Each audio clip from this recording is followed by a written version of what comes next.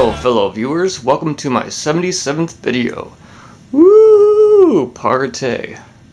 So today I guess I'm going to go over a few miscellaneous things, a few miscellaneous figures that never made it into their own review for various reasons, and just go behind the scenes a little bit, talk about some things, and go over fun facts and more.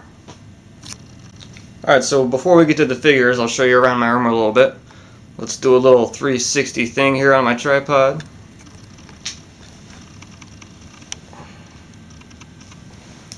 I like to keep my room neat and clean, organized, yeah, for the most part. I grew up on old school Metallica, so that's why you see all the Metallica flags. Alright, so now I'll show you some locations where I keep some of my figures since I don't have any proper display stands or whatever. Drawer number 1, this is where I keep the majority of my X-Men. All in Ziploc baggies. All figures have their accessories. Most, or 95%, were all bought brand new. Dragon Ball Z on this side. Drawer number 2 is where I keep most of my bigger items like Juggernaut and 10-inch Apocalypse. Yeah, it's miscellaneous stuff here.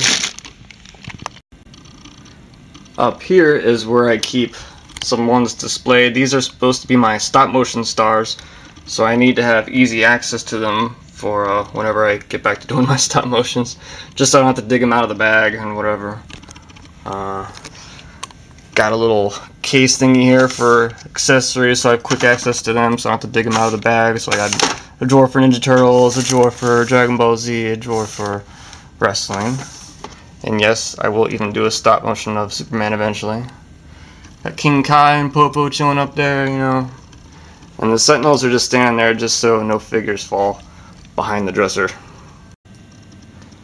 This is currently where I'm keeping all my wrestling figures. Goes pretty much all the way to the back. And then I got my X-Men team up here. Got a good majority of cards here.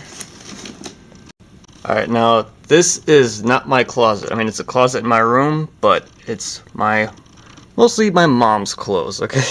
Yeah, go ahead, laugh it up. I still live with my mother. Let's see you try getting your own place in the most expensive county in Virginia. So, but yeah, this is where I keep all my boxes, and some bubbles, and some cards, whatever. And my wrestling ring, since I have no idea where to put it since it's so freaking big. And I got another nightstand here with frickin' even more. I guess this is more Ninja Turtles. Yeah, I think it's mostly all Ninja Turtles. With Beetlejuice. I just got figures everywhere. There's the Mortal Kombat Jade. Yeah. Crazy. More bubbles. More Ninja Turtles. Okay, so that's just a little peek of what I have. I still got more stuff upstairs and other stuff in different closets. So eventually I will do a video, a full figure inventory, where I'm going to put every toy that I have in one room, all on the floor, and count them and write the descriptions and estimated value and whatnot. But little fun fact number 1, okay? So there's my review table, right there. And since I have such a small room, every time I do a video for you guys, every time I do a review, I have to move my bed, put it up against the closet there, and then set up that table where the bed is. Yeah, I'm trying to get the table eventually right there as my permanent spot. But see, I got those speaker wires in the way, and there's so many thumbtack holes. So I need to paint that, and yeah, so hopefully that'll be my permanent spot eventually though, so I don't have to keep moving my bed. Okay, so here are a few items that I wanted to show you guys that never made it into their own review for various reasons. For example, I always wanted to do a WWF Staff review of the very late 80s to very early 90s, but never did it because some of these items are loose, and I like to have my figures brand new in box starting out for reviews. And also I could not get my hands on Gorilla Monsoon. And I didn't really want Jason Ventura. I mean, those kind of are my days, but kind of like in the later half of it. And that's like when Bobby Heenan and Vince McMahon were pretty much the main guys. And when I first started collecting wrestling figures, they didn't really have Johnny Davis just came out, so I need to get him instead. But this is a Louis from the Rocky 3 movie, so I just used him. Well, I'm glad I'm doing this type of video because some of these figures have been sitting on my wall since I've been collecting figures for 3 years now. So yeah, Vince, I got him. Oh man, I got him super cheap, $4, and shipping was free. Can't get a better deal than that. But I mean, it's just a good generic Vince McMahon. Face mold is crappy, but at least it has the half-assed old school WWF logo, which is all that matters. Bobby Heenan is a good, fine face mold.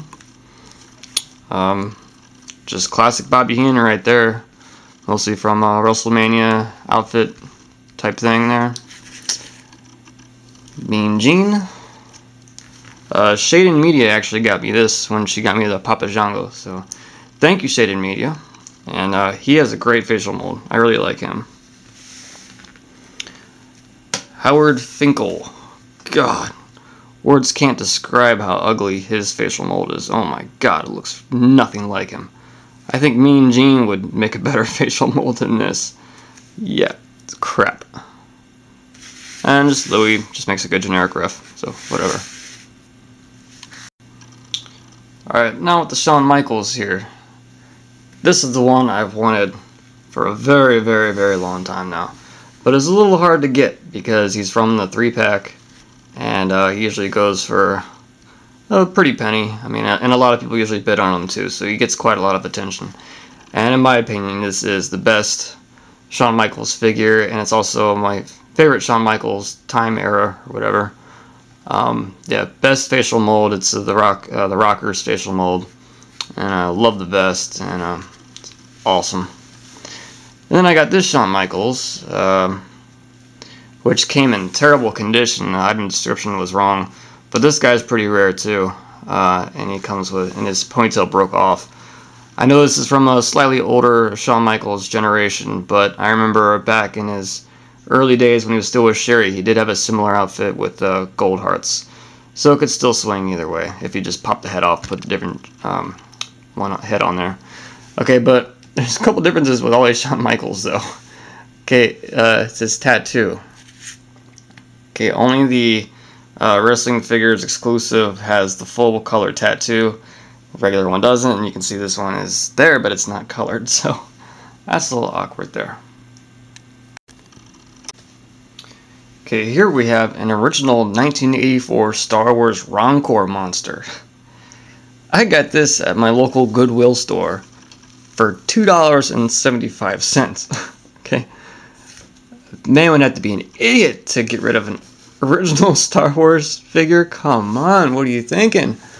So I mean, if I had the box for this guy, I mean, you look on eBay, if you have the box, they can go from like $300 to $800. But loose, it's probably like between 30 and 60. So, and this is in great condition too. I don't know why someone would give this thing up.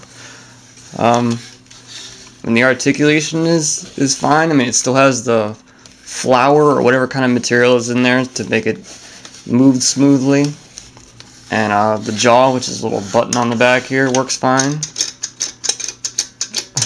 Yeah. What a freaking idiot whoever got rid of this thing.